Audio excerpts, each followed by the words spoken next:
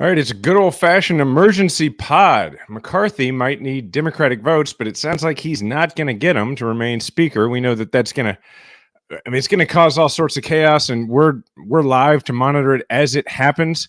From the producers of the Trump, once we get through that, from the producers of the Trump lawsuits and the Trump indictments, a new series premiered this week, The Trump Trials. Remember General John Kelly, Trump's chief of staff, that always looked like a disappointed hostage? He confirmed Trump is every bit as bad as we thought. What would it take for this to actually matter? Welcome to the podcast that helps you, the 54% of the country that votes for progress in every election, convince your conservative friends and family members to join a majority. This is Majority 54. All right, Jason. I feel like I'm really reneging on my responsibilities as a New York legal correspondent. I'm all the way out here in Sri Lanka where it's 10:30 at night, and I've been catching up on just like what a week to be away. I was like, oh yeah, like let me see what's happened over there in the United States, and I've spent all day just consuming information about the late breaking Trump trial. McCarthy in trouble, but I figure we should start with McCarthy because we've been talking about this since he made the deal with the devil, where essentially it takes very few votes to vacate the speakership, or at least call a vote on the speakership, and he's now in trouble here. There, as we speak, the House is getting ready to vote on this motion from Matt Gaetz. And we should probably start with Matt Gaetz in his own words here. Well, especially because you said, made the deal with the devil. Like, he became speaker because he finally made a deal with Matt Gaetz. And now the devil has come back to repossess his soul, I guess. So, I think we should start with Gaetz. Yeah, this is Gaetz when he filed the motion. For what purpose does the gentleman from Florida now seek recognition? Mr. Speaker, pursuant to Clause 2A1 of Rule 9, I rise to give notice of my intent to raise a question of the privileges of the House. The gentleman will state the form of his resolution. Declaring the office of Speaker of the House of Representatives to be vacant. Resolved that the office of Speaker of the House of Representatives is hereby declared to be vacant. Okay, so that's apparently all that takes to get this S-storm started.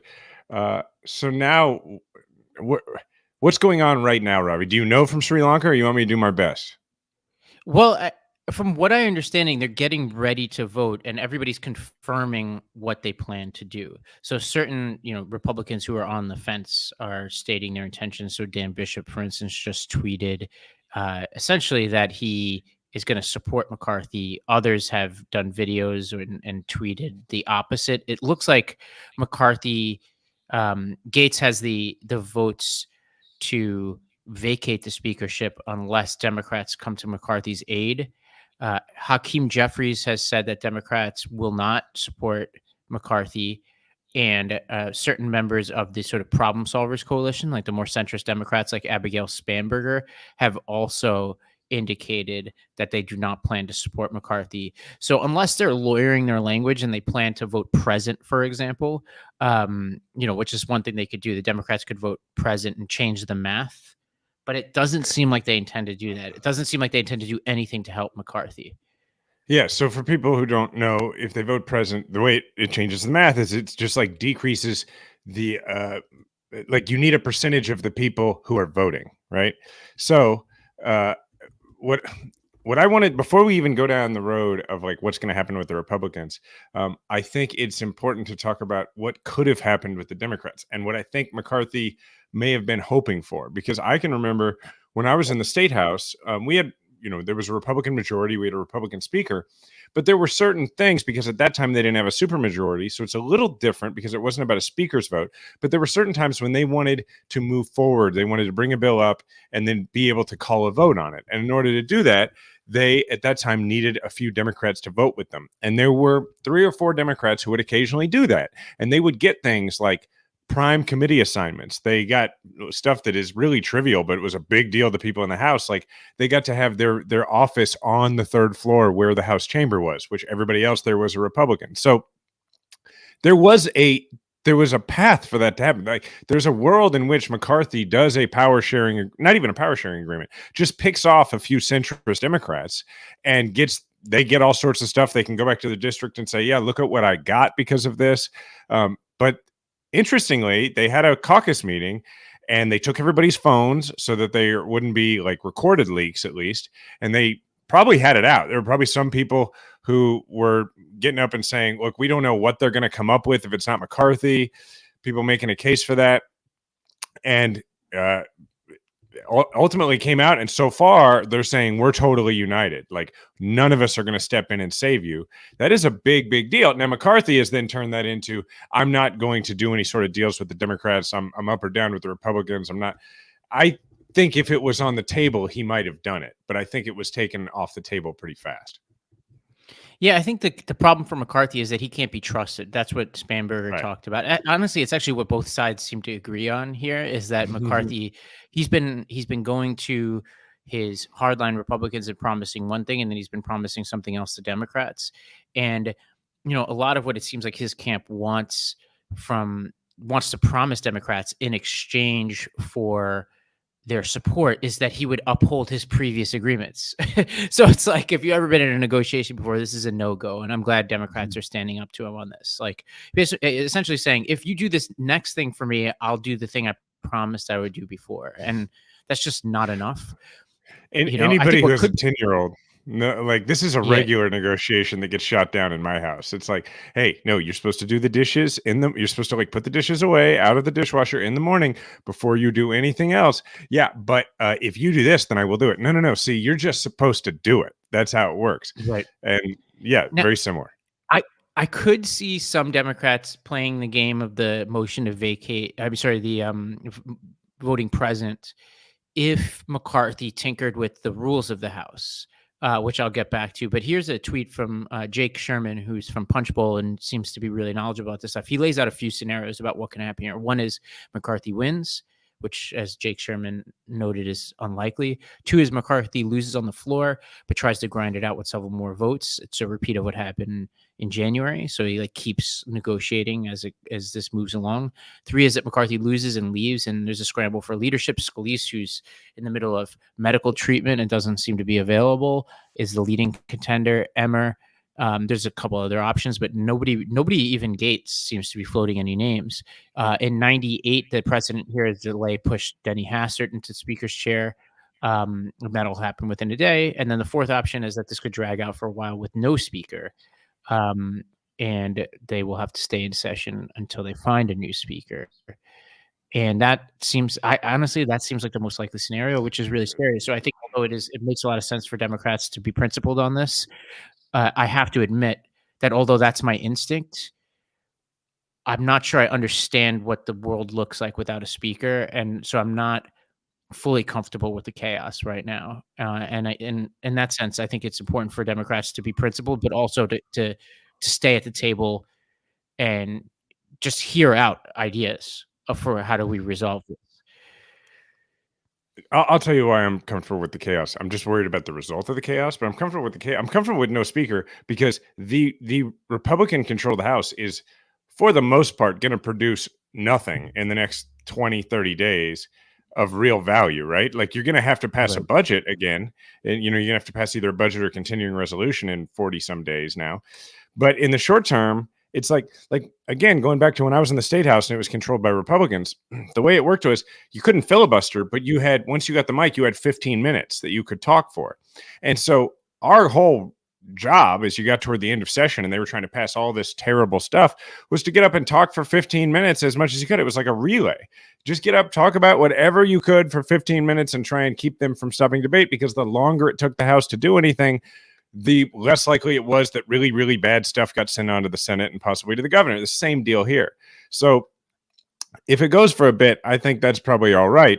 It's also going to put on display, once again, how incredibly disorganized and, how much they hate each other, frankly. I mean, a fight between McCarthy and Gaetz. I mean, it's like, it's just one of those things. It's like if this could never happen, but if the Raiders played the Yankees in like a basketball game, like if I'm really stretching this analogy, I would somehow root for both to lose. And I don't know if they could, but that's what's happening here. I don't know. That's the dumbest analogy I've ever brought out on the show. But I think you get it. Here's one option, right? Which is Democrats play the game. I'm going to play this out, right? They do the voting. Enough of them vote present to change the math. Here's the problem with that.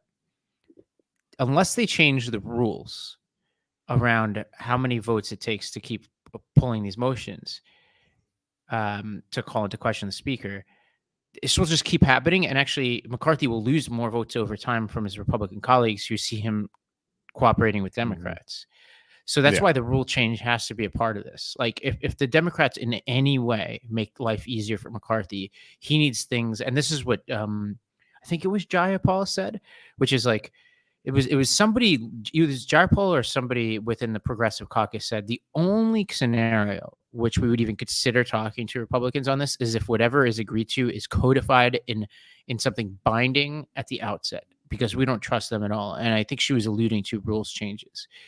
And that makes a little bit of sense to me. Like that's basically like a power sharing agreement that's actually put into the House rules is what they're describing, right? Now that would be in the interest of Democrats, because then you start to see things like the Hunter Biden investigation could kill things like that. You can get Ukraine funding through, because it looks like the good example is Ukraine funding, which they stripped from the temporary. We didn't even talk about the fact that they temporarily authorized spending for the next few months, but cut Ukraine funding from that. It seems like an up or down vote on Ukraine funding would pass, right? So these are the types of things that you, as Democrats, you start to stack up. All right, what kind of votes could we push forward if we change the rules in a certain ways? Could we kill the Hunter Biden nonsense? Like you start to go through all this and say, all right, what are the pros and cons of going through this? And that's why I think being at the table is probably helpful. Yeah. All right. So there's a Gaetz video uploaded here. This is him, I think, explaining his rationale. Yeah, I want people to hear this because did not just fail to remediate the breach of the agreement he made with us in January. He accelerated the instances of breach. Like after I laid out the breach, he went and violated the 72-hour rule. After I laid out the breach, he violated the $100 million no amendment suspension rule. So he seems to be reverting to the very unfortunate muscle memory of Washington, D.C. that has put our nation atop a $33 trillion debt that has led to $2 trillion annual deficits in our near future, and the rapid global de-dollarization of the economy. When you look at the BRICS system, Brazil, Russia, India, China, South Africa, they're moving away from the dollar. And just in August, they added 6 new countries, including G20 economies in the Western Hemisphere and Gulf monarchies. Moreover, you saw U.S. News say that the number one economic trend of 2023 is de-dollarization globally. This worries me. You all get all worked up that there's going to be some uncomfortable, chaotic moment that I'll feel pressure from conservatives or Democrats or whomever. I feel the judgment of history. I feel the weight of that. I worry that when the history books are written about this country going down, that my name is going to be on the board of directors here. And if this country's going down and if we're losing the dollar, I am going down fighting. And I don't care if that means fighting Republicans. Yeah, so I have a couple things here. Founding father Matt Gaetz. Okay. What a number one. If you're just listening to this on audio, the thing you cannot see is that there's a huge gaggle of reporters around Gaetz. And if you're asking yourself, what is Gaetz up to here? Because he's not going to be speaker. This is what he's up to. It's the attention. That's what he wants in this whole thing. It's all these people asking him what his opinion is, because otherwise nobody cares what his opinion is. But now he's like the hot sort of interview in Washington. I mean, we're like 1 year maybe removed from him not getting indicted for like child sex trafficking, I believe. Something like that. Quite a rebound for this fella. Yeah. Anyway, I forget what it was, but it was something involving an underage girl. Yeah. 2 is this de-dollarization thing. We don't have enough time, and this is not the podcast for it, but he couldn't be more full of shit. This is a guy who doesn't want the government to pay its bills, right? Now, what's the worst thing that can happen to the standing of the U.S. dollar, which, by the way, is doing quite well? Like, a lot of things he's saying are just fully false. But let's just pretend that the dollar was in some kind of decline. The worst thing you could do for the U.S. dollar and its strength is to threaten to not pay our bills, which he has been a leading supporter of doing, or not pay your bills. Like, those are 2 things that are really bad for the dollar standing. I mean, I feel even disgusting even taking his argument seriously, but these are the things he's talking about. And the third is he talks about the debt. which other people who've announced that they're supporting him have also mentioned. It's like, this debt is out of control. And longtime listeners will know this. We don't have to go through the data. When Republicans are in charge of Congress and in charge of the presidency, the debt is worse than whenever there's Democratic control. Like, this is a historical fact that goes back many, many decades. So, and even like, this is actually something, if you watched the Republican debate last week, that, it seems most people on that stage agreed on, which was that Donald Trump was as responsible for inflation as anybody else because he ran up the debt during his time. So it's just a bunch of nonsense. These guys rediscover that there's a debt every time that there's a Democrat in the White House, right? So like that's just how this works. That's how they talk about it. You're right that Matt Gaetz just wants attention. He sold, a lot of the caucus on it, right? Like, we've seen other announcement videos from. Well, let's if we have it. What's the other guy, Salty, who I sent you? I can't remember all these jerks' names. Tim Burchett, thank you. The dude from Tennessee. Let's listen to a few seconds of him, and it'll sound very similar. Kevin McCarthy's my friend, and I hate to lose him as a friend, but I had a choice between that and my conscience, and what my conscience tells me to do. My conscience tells me that we're $33 trillion in debt. We took off the whole month of August knowing that September was going to come around. It does every year, the end of our budgetary year, fiscal year, and there's no urgency.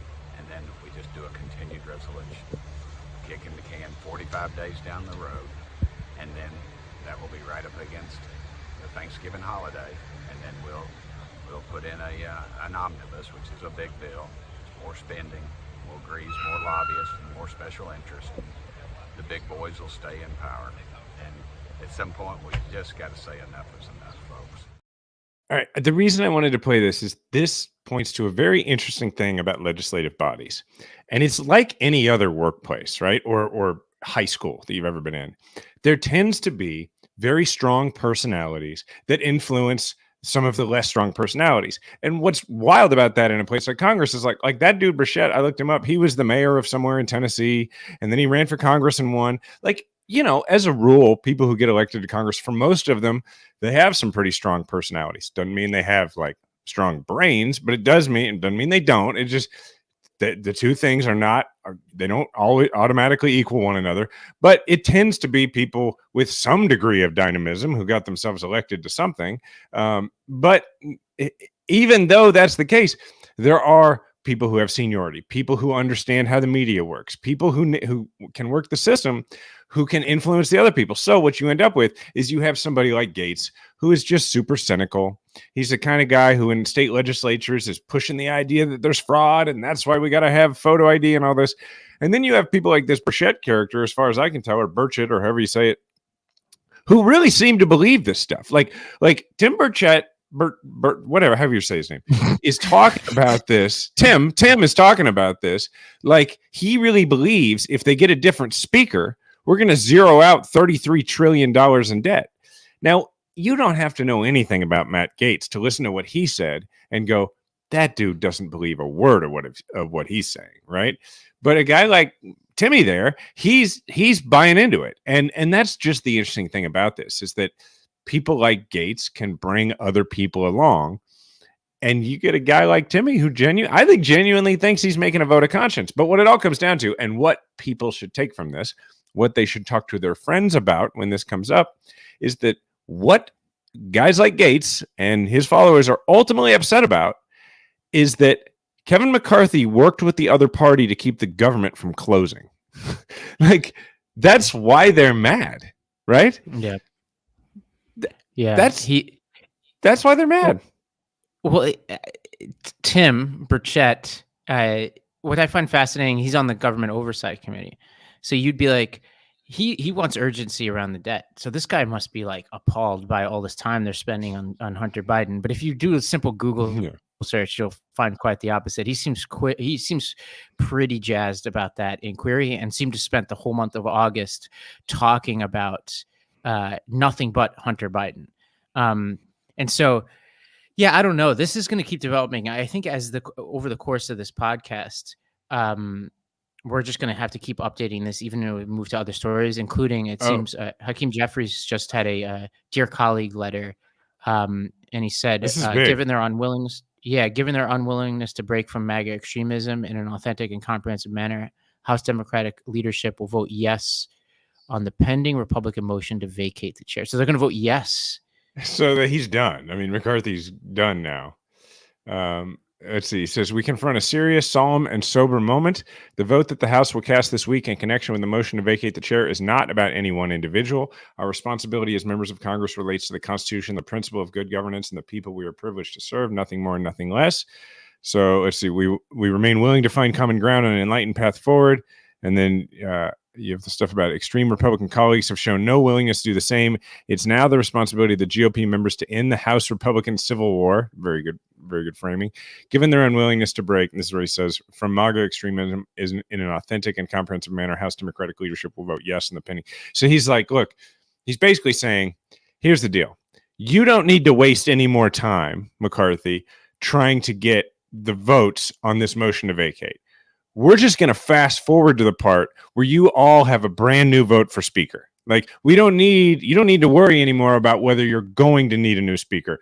We are telling you need a new speaker. So just get to the part where you fight it out for who the new speaker is going to be. That's pretty interesting.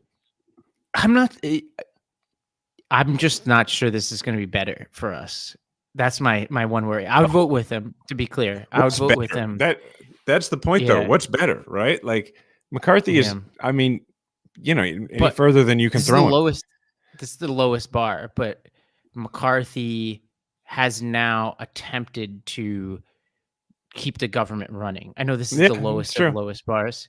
Like, is there any chance who replaces him would do that? I don't know. And I think like part of it has to do with like intra-Republican fighting, right? A lot of these, like, I don't want to call them moderates, but more vulnerable Republicans would not vote for somebody who wouldn't fund the government, right? Mm-hmm. But then these, like, I just can't. I don't know where this is going to go. Yeah. I mean, my thing, what I would want to be able to do, and clearly there's an impediment to this, your ideal situation as the Democrats is that you're in a position where you can say to McCarthy, we will save you. You will owe us, right?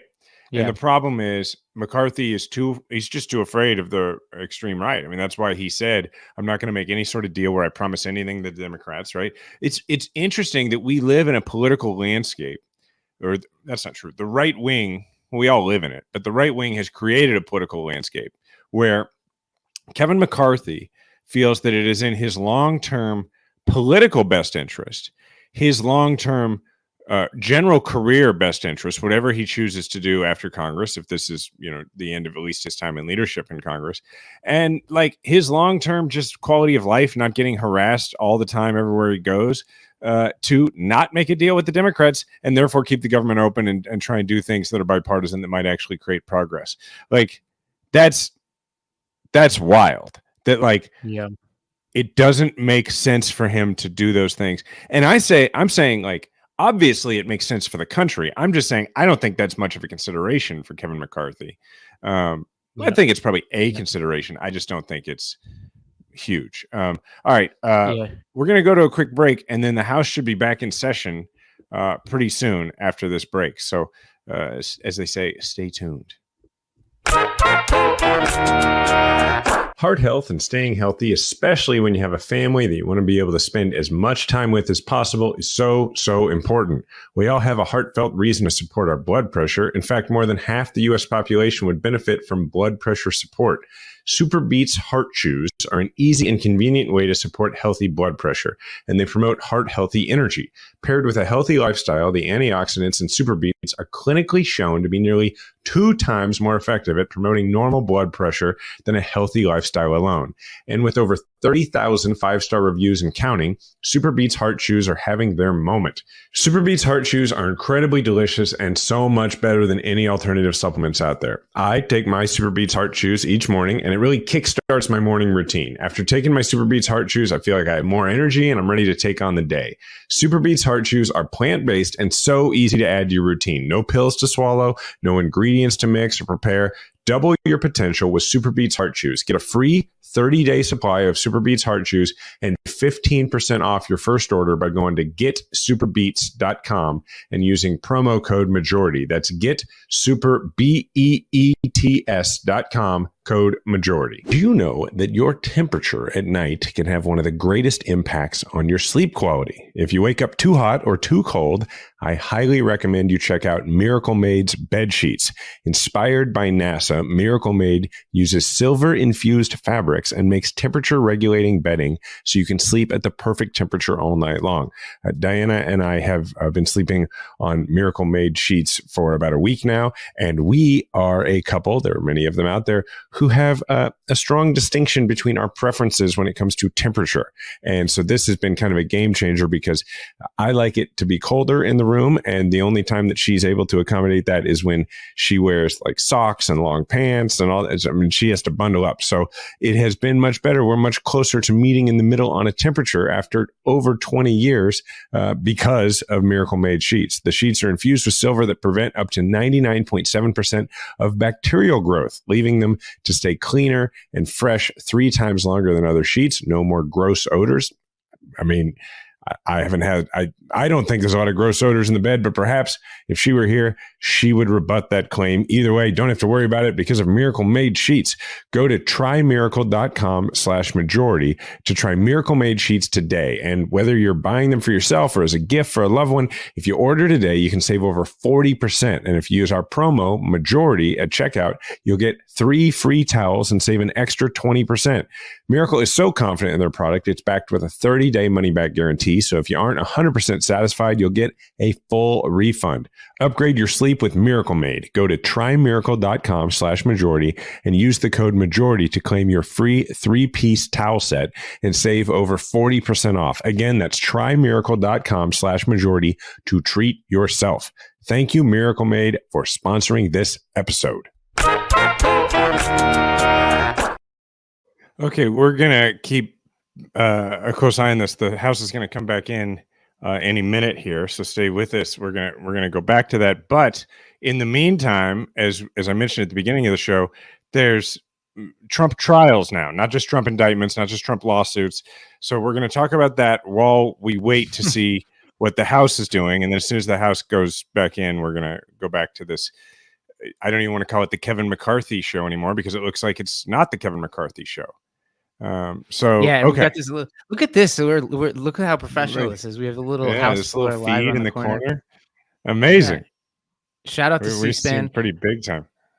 All right, so Jason, from what I could tell from abroad, and I'm going to need you to fill in a little bit of this. So we already got our motion last week, which basically decided so much for us in this civil trial in New York over Trump's business fraud. But Trump, I think, did not have to show up to this trial. This is a bench trial with the judge. But he decided to show up at least for the first few days. And he was just extremely agitated in court as New York State Attorney General and her team, Tish James, entered the courtroom, and she was pushing for a $250 million judgment against Trump on these business fraud charges. There are 6 claims remaining in this civil trial relating to insurance fraud, conspiracy, and falsifying documents. And this is, outside of what was already decided at bench last week. One little interesting fact that I think has gone underreported is that Trump he's complaining that he didn't get a jury, Jason, but they didn't file any motions requesting a jury. This judge was asked about it. He was like, yeah, nobody's asked for a jury, which is really weird. I can't figure out. I mean, is it an error? Are they that bad that they just forgot to say we want a jury? Or is it like, I want to prefer, nobody knows. I don't think anybody knows. It hasn't been demonstrated. I think it's really hard with Trump because they'll never be honest about what's going on. Right. You could imagine they didn't want to subject themselves to a Manhattan jury, sure, but a Manhattan judge, I don't know. And he's like walking out of the courtroom and just crapping all over the judge too. Like, Yeah. It's really crazy. So I don't, it just flummoxes me as a former civil trial attorney. I just can't imagine not wanting to be in front of a jury, unless the theory is, look, we're going to lose either way. Let's at least make it so that Trump can say, "Hey, the judge is what screwed us." I don't understand. But a bench trial is faster, as you know. So like you'd think they'd want to delay it a little bit. So I don't know, but it is really odd, the whole spectacle of this, and it just, I think we've entered a new phase of this whole thing. It is jarring to see Trump in a courtroom on trial, even though this is civil charges. And I think the fact that he's dealing with so many cases maybe is why he potentially made an error here. Like maybe they're just like overwhelmed as a legal team and are making mistakes. Okay, first of all, let's go ahead and watch the video of him. I think it's during the break in the trial, right? I think that's what it is, and what he had to say. There's absolutely no fraud. They all made money. They're all happy, 100% happy. And I think very importantly is everything, many, many warnings, page 1, page 2, and many pages. It says, please, you must understand that you have to do your own due diligence, and you have to, above all, do your own research and analysis. Do not rely on anything. Do not rely on the financial statements. Also, the financial statements are very strong in terms of cash, liquidity, and everything else. This case is a scam. There can't be fraud when you've told institutions to do their own work. This case is a fraud, and it's a scam. Thank you very much. Why is it How does it affect the election? Why is it a scam? Why is it a scam? Okay. First, for those who are wondering what the House is doing, they're currently voting on another spending bill at the moment, and they're, I assume, going to get back to the shenanigans.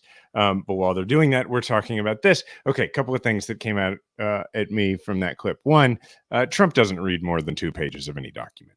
It says on page 1, page 2, probably other pages. Like he can't even bother to look at the one sentence disclaimer and find it on like a third page. His attention span is up. And then next, he says, well, we told them don't rely on any of this stuff we're giving you, which is sort of an admission that this stuff we're giving you is no good, right? But then his next thing he says is, but the statements we gave clearly demonstrate that I have very strong financials. So it's like, I'm a very rich guy. But if in the case I lied about being a very rich guy and claimed to be a more rich guy than I am, I mean, it's really not my job. My job is to lie. Your job is to catch me lying. Like, therefore, it's not fraud. Like, that's a rather extraordinary concept of how the law works. Yeah, and his son Eric was also in the courtroom. He's a co-defendant in this case, and he was relatively quiet, which I think is smart in this case. Although he's hitched to his father. Just imagine having to go to court because of and sitting next to your father in the courtroom, and your father is just digging deeper and deeper and deeper and deeper on this. And remember, this is a civil case, right? So this is immune to pardons. Now, you would imagine he's banking on some kind of like right-wing judge down the line reversing this. That's probably what he's banking on. I also think that people are asking, why is it that he bothered to show up for this one? He didn't show up for the sexual assault civil trial. We don't know whether he's going to actually show up for the criminal trials. He has mostly hinted at the idea that he won't. I think the answer is this. This one is about money. And I don't just mean like he's worried he's going to lose money. He's lost money in the others. This is about the one thing about him that he really, truly cares people believing, the one perception of him, which is that he's a very rich and successful guy. At the end of the day, that's what this is about. And so, Donald, and I just think it says a lot about the dude's character, right? Like if he has, to the extent that he has any, you're going to accuse me of sexual assault. Yeah, it's fine. I don't care. I'm not going to show up. Oh, you're going to accuse me of not being as rich as I said? Well, then I'm not going to, then I'm going to be there to show that I'm every bit as rich as I said. So I just think that says a lot about the appearances the dude's been putting up for a long time. Well, it looks like we'll have plenty more opportunities to see him at trial over the course of the next year, and so this is just the beginning. Let's turn to John Kelly. Before we turn though, can I just say one thought that came to me a little too late there? I was trying to come up with the analogy. I'm 0 for 1 on analogy so far in this episode. I'm trying to come up with the analogy of like why it is that calling Trump not as rich as he is the thing that stirs him up. And I think the analogy is it's like calling Marty McFly chicken. Like, Yeah. it's like that's the one thing that it will stop him in his tracks and have him pirouette, turn around, and fight you. Anyway, I had to say that. I think that's right. I feel I'm 1 for 2. All right. Now. All right. Well, let's talk about John Kelly, who I didn't think we would ever revisit again, but he was the longest serving White House chief of staff for Donald Trump, which, that's a qualified record out if there ever was one. He said the following to Jake Tapper. He said, "What can I add that has not already been said? A person that thinks those who defend their country in uniform or are shot down or seriously wounded in combat or spend years being tortured as POWs are all suckers because there's just nothing in it for them. A person that did not want to be seen in the presence of military amputees because it doesn't look good for me. A person who demonstrated open contempt for a Gold Star family, for all Gold Star families on TV during the 2016 campaign. And rants that our most precious heroes who gave their lives in America's defense are losers and wouldn't visit their graves in France." There's more here. He says a person who's not truthful regarding his own position on the protection of unborn life, on women, on minorities, on evangelical Christians, on Jews, on working men and women. A person that has no idea what America that part, by the way, is interesting. That is him hinting at. I heard him say really racist things about all these groups, and I heard him say that he really doesn't care about the issue of abortion. That's really what Sure. John Kelly has more tea to spill, is what that line means to me. For sure. I could stop there. I mean, there's so much more, but he confirms like accounts of Trump basically saying he doesn't want to visit graves of, World War II, killed in action because they're losers. Like, why would I want to visit losers? I mean, and doesn't want to be filmed, photoed with amputees because it makes them look bad. This is not surprising, but it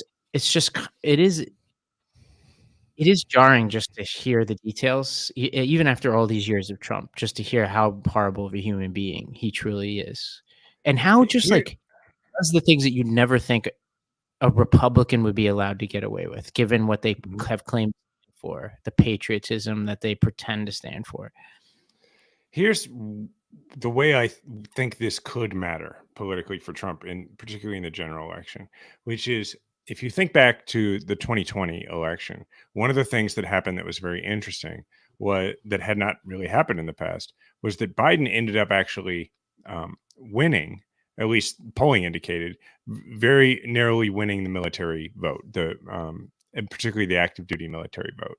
And that was a very big deal because Democrats have, over the last, generation, not typically won that. Now, people think, and we've talked about this before, but people think, oh, well, the military is so Republican because of this or that. No, the military leans Republican for the same reason that any workplace that is overwhelmingly male and disproportionately drawn from the South and the Midwest would lean Republican. Like, you show me, a place that makes widgets, and you tell me most of the people who work here are dudes from the South and the Midwest, I'd be like, the majority of those employees vote Republican.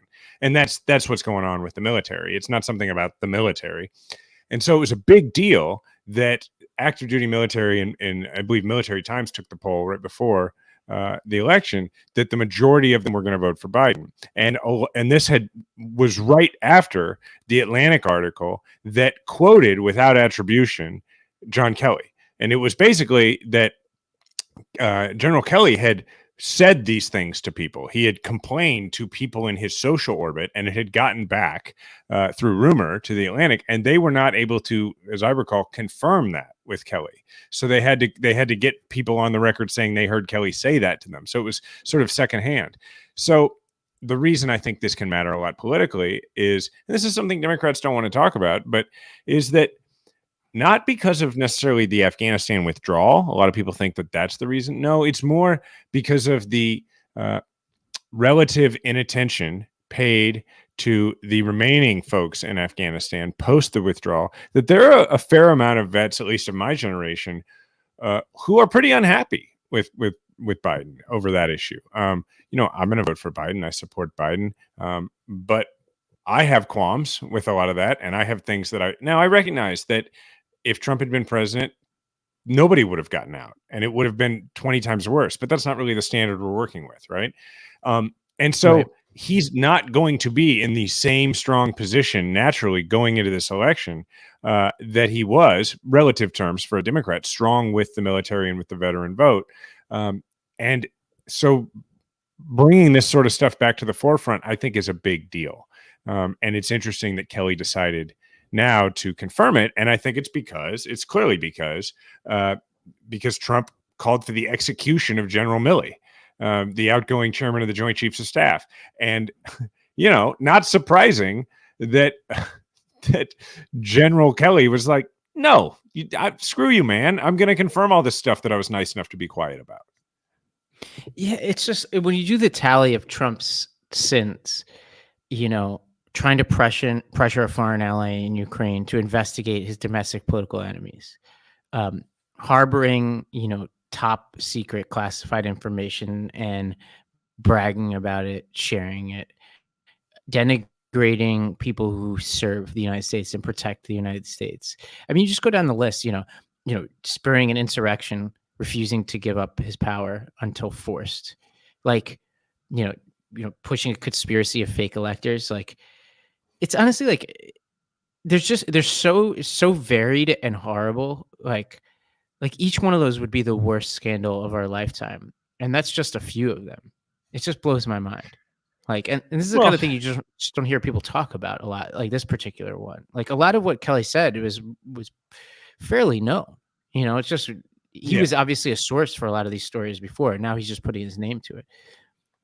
There's for those listening, and if you have like a veteran in your life who's maybe on the fence politically and you want to win them over, this is what I would say to them, is that all of these guys, Trump, Tuberville, who I think this week said he was really more military than Mark Kelly, who's a combat veteran pilot who was an astronaut,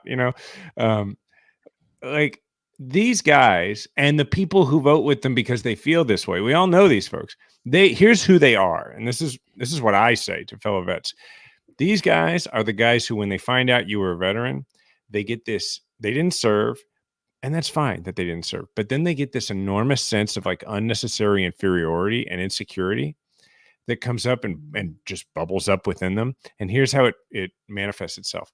They pull out their phone and they show you, if you're a vet, pictures of their guns. And they think like literal, like this is like this happens to me. And they think like we're going to connect. And I'm be like, yeah, man, you and I are the same. Like that's what they're going for. And those people, we find those people make us very uncomfortable. They make veterans very uncomfortable. And that's who these guys are, is they are those guys who are very uncomfortable. I served with this dude in the state house. This is an episode where I've mentioned the state house 3 times. This dude named Mark Parkinson, who he had a high and tight haircut, like the all the way up here, and he just super, like, the one you get at basic training. He had it all the time. Like I was still in the reserves, and like I had some hair on the top of my head, I didn't. And so he had that. His license plate said it was like just NRA something, He always wore like tactical, like, stuff with lots of zipper pockets on the shirt. Anyway, that guy, like I remember I came back from a drill weekend where there had been some Army National Guard like public affairs team there, and they had created a video out of the training we were doing, and I'm on the video, and he comes up and he says something to me about, man, that was some good acting you did. I really believed you were like a real soldier. And I just remember being like, oh, Mark, I said, Mark, you're confused. No, see, I didn't just get a haircut. I'm actually in the army.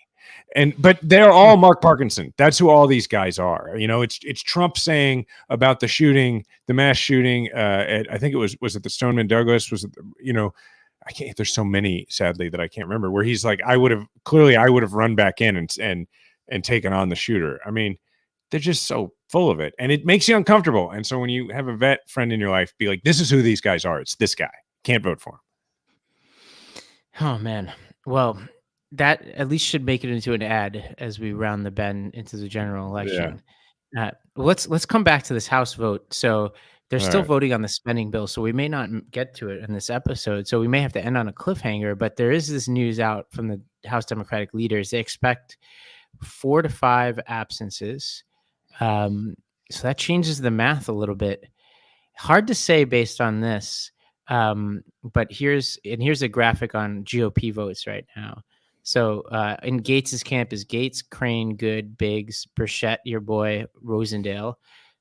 Undecided, Sparks, Mace, Clyde, Gosar, Luna, Wesley Hunt, Buck, Ogles, Cloud, and Boebert. But Boebert gave a thumbs up to Gaetz on the floor. And Sparks is apparently a no on... I think a no means no on Gaetz. No, I think he's a wait. So he's a no on the motion to vacate, right? So yes. So wait. So he's a yes vote. Okay, we're getting these little messages from the producer. So he's a yes vote on the motion to vacate. I'm just gonna look. I don't want to remove the tension here, but I'm gonna make my prediction, which is like McCarthy's done. Like he's not speaker. Within a few hours here, he's not speaker. And I don't know what's going to happen after that. But I just don't see. I mean, last time he had to make a deal with Gaetz in order to become the speaker. So I just don't see how he does this. I suppose the absences could save him, right? Because then your math changes. It's down to 4 or 5. But Gaetz has made clear that he's going to do this over and over again. So these absences aren't going to last forever. So, if it's not today, it's soon. What is going on with these absences, by the way? Oh, there's 2 GOP absences too. It's a big deal. Was this planned, or are these real absences, I guess is my question, or is this Democrats giving him a little bit of room to maneuver without having to own it? I doubt it. I mean, think about it. I mean, without knowing anything about it, you got a 435 person workplace. Some people aren't going to be there some days, and also they're all 500 years old. So sometimes they got to go back to that place where Superman had to go to get their life force, reinvigorated. So talk to Marlon Brando for a minute. Well, okay. I think it would probably make sense for us to end on a cliffhanger. Jason, what do you think? Maybe do one for us? Sure. But before one for us, let me just tell my one Kevin McCarthy story that I've told before, which is it's 2016. I'm running for the U.S. Senate, and I I don't remember what place it was, someplace in DC, where there was this small little fundraiser being held for me. And it was like this one dude who was a DC type guy who the thing about being a Senate challenger is like no like special interests that aren't like your traditional Democratic constituencies really backed me hardly at all. Right. Like I had like your Democratic aligned lobbyists would show up when I would go to DC, and they were like people who were really just political activists from some state who had landed in Washington. But I can't remember the group, but there was one group that for whatever reason, they had a bone to pick with Roy Blunt, my opponent, who was the incumbent. And so they held some little thing for me. And it was seriously like 6 people around a table upstairs in a DC thing. And I probably raised just about no money, but it was 4 or 5 lobbyists together. So they had a lobbyist quorum, I guess.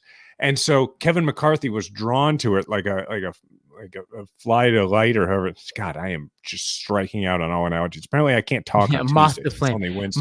Moth to flame. Thank you very much. A fly to light. Good God.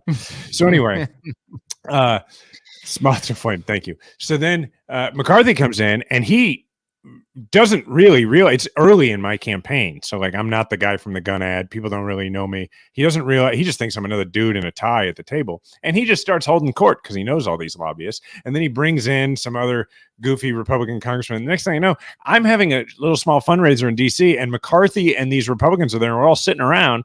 And so finally I introduced myself, and the host guy is like, Kevin, just before you came in, Jason was talking about why he thinks we need redistricting reform and why we ought to go to a system that's totally nonpartisan. And he's like, oh, it's terrible. Da, da, da.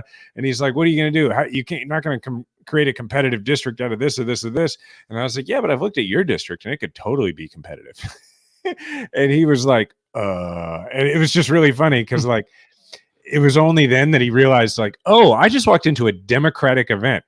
And I guess there's really no point to this story other than to tell you that the concept of a creature of Washington is like a real thing, that Kevin McCarthy is just a dude who just goes from one assembled group of lobbyists and power brokers in Washington to the next. And that's his constituency. When you have Timmy Burchett talking about lobbyists getting the wheels greased, like that's the thing he's right about, is that's who McCarthy is. He is just a longtime creature of the place, and his constituency, it's not voters. It's just the people he's around the most. And that's my Washington question is people. how many of these Timmy Burchetts are clean though? Probably none of them. No, none of them. Like, none of them. But what he's saying is correct. Right. And at the end of the day, what Timmy would like is for more of those people to pay attention to him. So I'm not saying he's pure. I'm just saying he's right. He just got there a different way. All right, well, anyway, one for us. We'll be fascinated to see where this goes. Yeah, one for us. I'm in. You're in Sri Lanka. Talk about that. So I left my apartment in Brooklyn at 8:30 in the morning on Friday, as the rainstorm was just barreling down on the city. I probably live 15 miles to LaGuardia Airport. It took me 4 hours in an Uber to get to LaGuardia Airport. Oh my God. Traffic. At the beginning of international travel? I left at 8:30 in the morning for a flight that was taking off at like 11:50 a.m., which you'd think I would make. God. I get to the airport after the flight was supposed to take off, but it was delayed by like 10 minutes.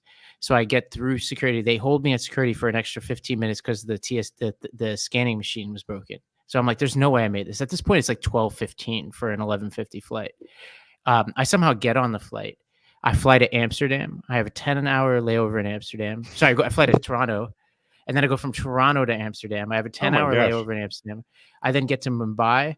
I get stopped by immigration in Mumbai because it was like a question about because I was connecting to Sri Lanka, and they were confused about like my visa and all this. So they held me for a few hours there. And then I had like another extra 10 hours there. I then fly to Sri Lanka. I landed Sri Lanka and drove 7 hours. And I got here just in time on Sunday night my time, which was 10:30, which was exactly as the Bills kickoff was starting. So I turned on like this illegal website to watch the Bills crush the Miami Dolphins. It was quite a day. I literally left at 8:30 in the morning and didn't get to my place here in Sri Lanka until 10:30 at night on Sunday.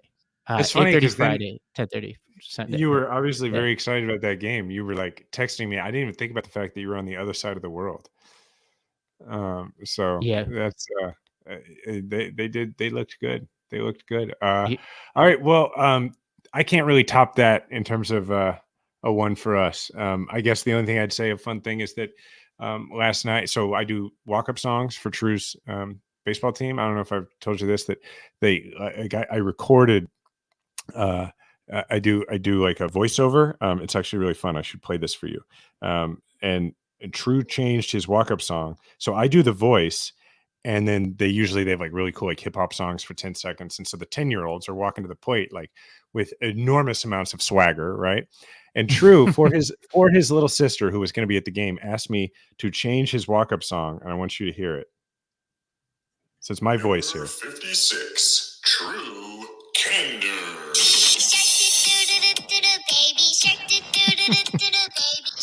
And It's the shark song, the and baby shark song.